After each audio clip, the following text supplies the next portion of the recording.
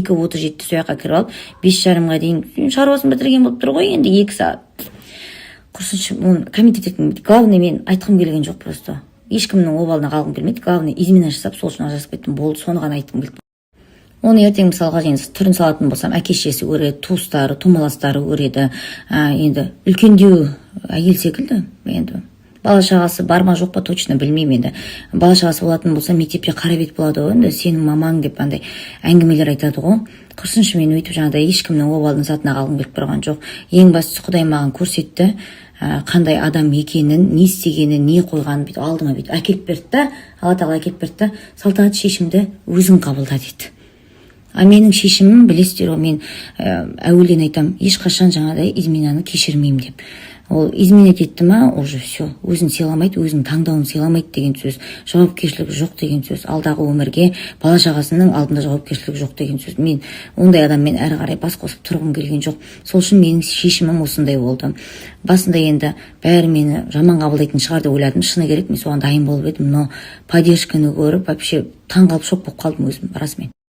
Мен просто қатты ренжігенім, мен барынша тырыстым да, семья болып кетуге, ешкім деген жаңағыдай тағы да ажырасып кетейін деп тимейді ғой, жынды емессің ғой, енді құрсын. Бір жаңағыдай тамақсыз, үйсіз, күйсіз жүрген ештеңем жоқ қой, кәдімгі жағдай үшін бір байға тек кететін дейді. Просто мен дайын болып сөйтіп келіп едім, барынша балаларын қабылдауға тырыстым. Уже бауырда басып қалдым, енді өздерің стористен көрдіңдер ғой. Барынша бәрімен жақсы қарым-қатынас жасауға тырысып, ол жақтағы, мысалы кешегісінде де келіп жатыр ғой, айтайын, келіп жатыр ғой, мына гүлдердің ішінде, солардың ішіндегі көп запискалар, мысалға жазылмаған ғой ат жөндері, соның ішінде менің сол жаңағы енді бұрынғы жолдасымды айтам ба, бұрынғы жолдасымның тумаластары жіберген. Сол бұрынғы жолдасымның тумаластарының жіберген сыйлықтары да бар мыналардың ішінде. Мен сіздерге жаңағыдай очко жинайын деп оны айтып жариялаған жоқпын, бірақ өзіме жазып жіберді. Осылай жібердік, жеңеше деп жаңағыдай не істеп жазып жіберді да. Көңіл қой, зат қой, мұңаймаңыз деп сөйтіп жатыр, ренжімеңіз деп сөйтіп жіберіп жатыр да. Мен жаман болсам сондай боламын. Барынша енді орталарына не істеп кетуге, тез қабылдап кіріп кетуге тырыстым мен, шыны керек, кәдімгідей адам болып не істеу үшін. Ана жаңағы үлкен үйді бар ғой, сол үйді де сол жаңағы абыройы үшін алып сөйтіп едім.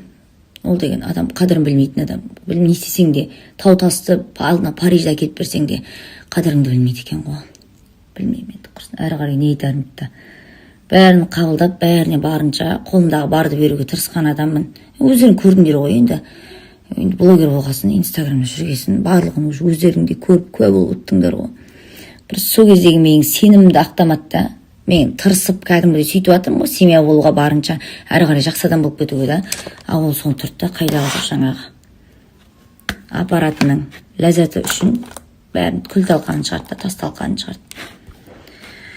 Білмеймін енді, әлі еш жимаған болып тұр, қызуы қанбаған болып тұр ғой, әлі жауапкершілік алғысы келмейтін болып тұр ғой.